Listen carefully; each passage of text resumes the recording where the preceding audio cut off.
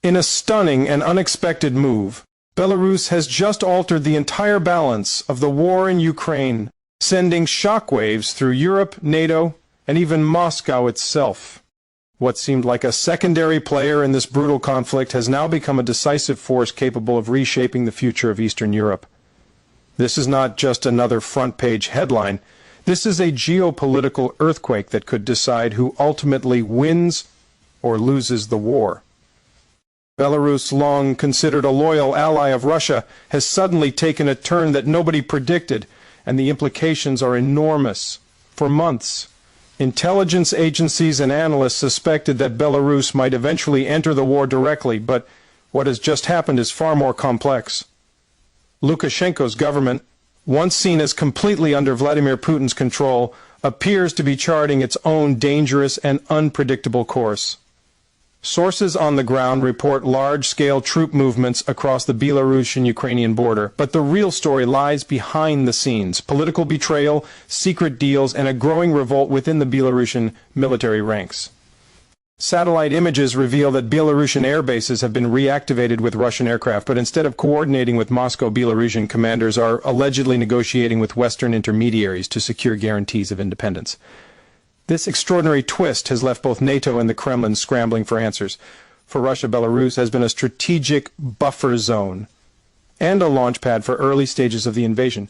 But if Minsk decides to pivot away, Russia's entire northern advantage collapses. For Ukraine, this could be a lifeline, but it's also a dangerous opportunity, because any Belarusian instability risks spilling chaos across borders.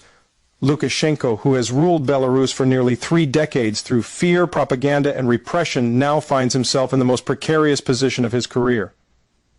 On one side stands Putin, demanding loyalty and military coordination. On the other stands a restless population, weary of isolation and sanctions, and a group of generals who no longer believe in Moscow's promises. Reports from Minsk suggest that secret meetings between top Belarusian generals and European diplomats have taken place over the past few weeks. Their goal? To find a way out of Russia's grip without triggering a coup or an invasion.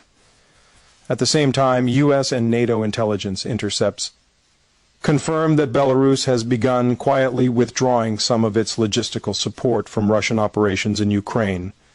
Trains carrying ammunition and fuel from Belarus to Russian units have been delayed or rerouted. Several Russian officers stationed in Belarus have even been recalled to Moscow for questioning, accused of incompetence or even sabotage. Inside Russia, paranoia is spreading. Kremlin insiders fear that Lukashenko might be playing both sides, publicly loyal but secretly negotiating a path toward neutrality. For Putin, losing Belarus would be catastrophic. Not only would it undermine his military logistics, but it would also shatter the image of unity among post-Soviet allies. Russia has spent billions propping up Lukashenko's regime, providing fuel, weapons, and even security forces to crush internal dissent. But now that investment may be collapsing before Putin's eyes. Meanwhile, Belarusian society is undergoing a quiet transformation. Since the start of the war, thousands of Belarusians have secretly joined volunteer groups helping Ukraine, smuggling information, supplies, and intelligence. Opposition networks that were once crushed by the regime are reawakening, using the chaos of the war to rebuild their influence. Many in Belarus now see Ukraine's resilience as an inspiration and Russia's failures as a warning. Lukashenko's government senses this shift, and that is why his latest actions have been so unpredictable. By subtly distancing himself from Moscow while avoiding open confrontation, he hopes to survive politically, no matter which side wins. But that balancing act may not last long. Recently, a leaked conversation among Russian officials suggested that Putin is considering deploying private Wagner-like forces to Belarus to ensure compliance. Moscow cannot afford to lose Minsk, not strategically, not politically, not symbolically. If Belarus truly drifts away, Russia's northern border becomes exposed, and Ukraine gains a crucial defensive edge. The stakes are enormous.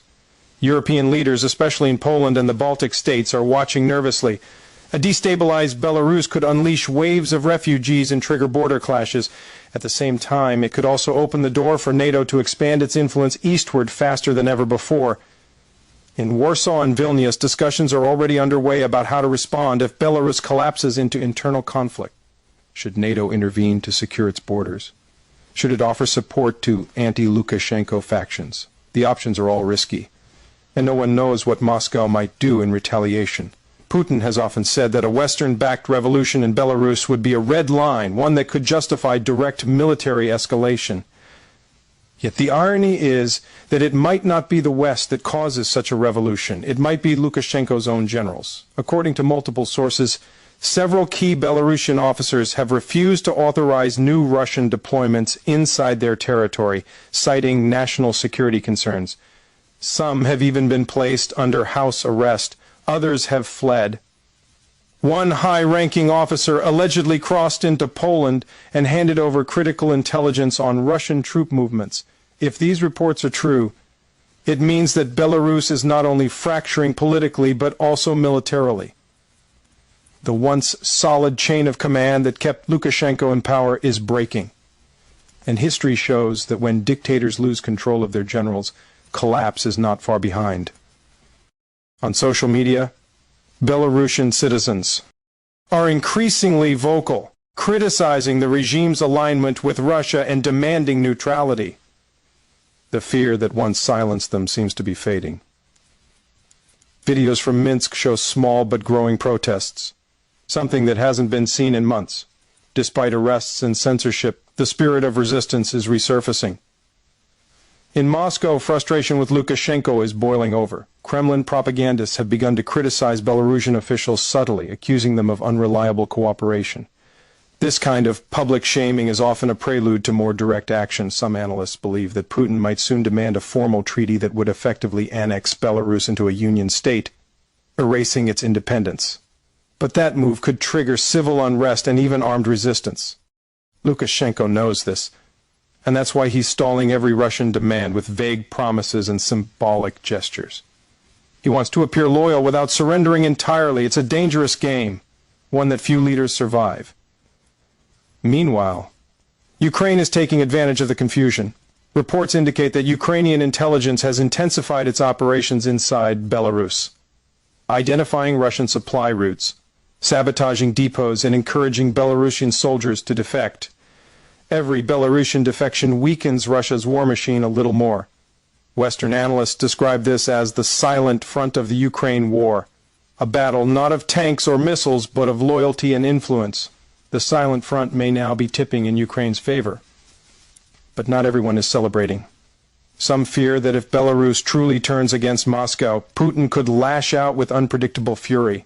Russia could launch preemptive strikes, assassinate Belarusian leaders, or even attempt a full invasion under the pretext of stabilization.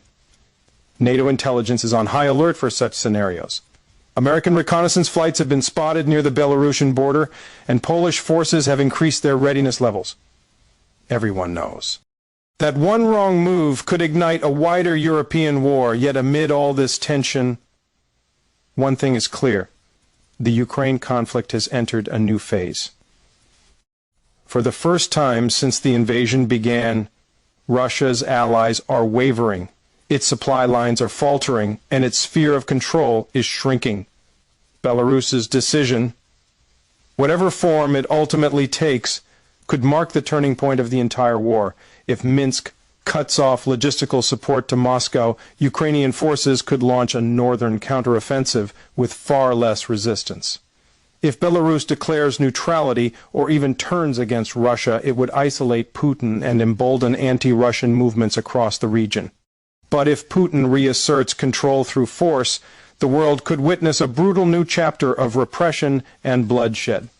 The world is watching Lukashenko closely now.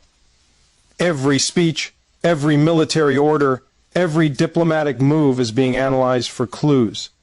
Is he preparing to betray Moscow, or is this just a desperate bluff? His survival depends on balancing the impossible, appeasing Russia while avoiding its collapse. History will judge him harshly no matter what he chooses. For ordinary Belarusians, the future remains uncertain. Their country stands at a crossroads between freedom and submission, between sovereignty and occupation. For Ukraine, Belarus's shift offers both hope and danger, and for Russia, it's a nightmare, a reminder that even the most loyal allies can crumble under the weight of war. As this story unfolds, one truth is undeniable. The war in Ukraine is no longer just about Ukraine. It's about the fate of an entire region, the future of global power, and the unraveling of the last threads of post-Soviet unity. Belarus has just changed the game, and nothing will ever be the same again.